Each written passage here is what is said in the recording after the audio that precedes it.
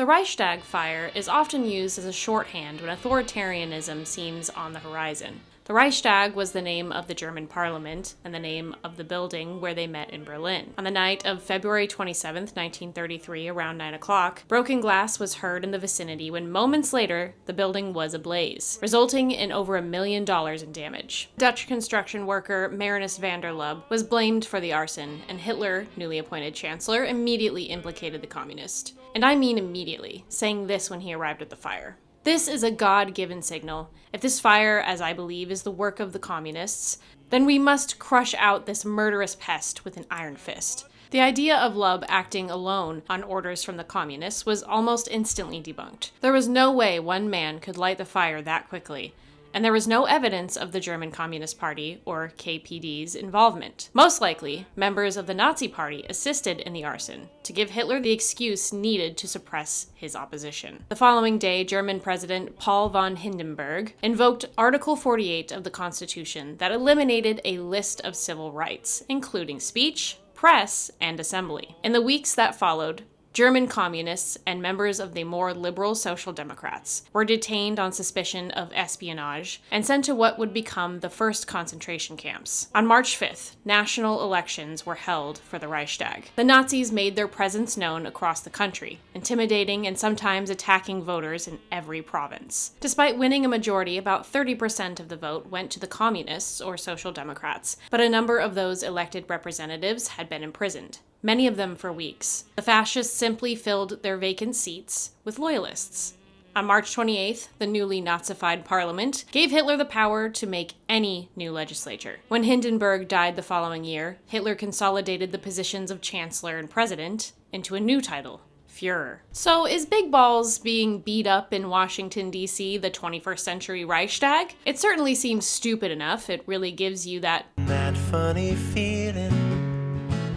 That funny feeling. But probably not, for a few reasons. One, Germany's government was far more centralized than the United States. Hitler was able to take control of Prussia, the nation's largest province, within a month of becoming chancellor. Despite the territory having an appointed dictator, von Papen, Hitler's ally, Hermann Göring, was the Minister of Interior and therefore controlled the police. Göring then created a new intelligence wing of the police, the Gestapo. This meant the Nazis had administrative control of over half of Germany and the German capital before the Reichstag was ever burned. Trump's attempt to take control of a territory comparable to Prussia in the US proved unsuccessful.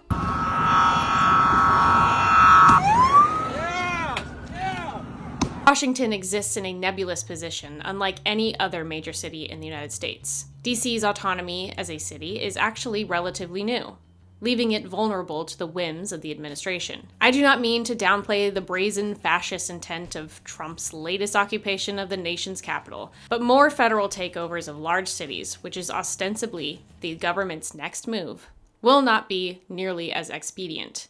One possible outcome is Trump will expand his authority in DC until every aspect of public life revolves around him and the MAGA aesthetic. We have already seen glimpses of this with the giant Trump poster at the USDA and his intimidation of the Smithsonian.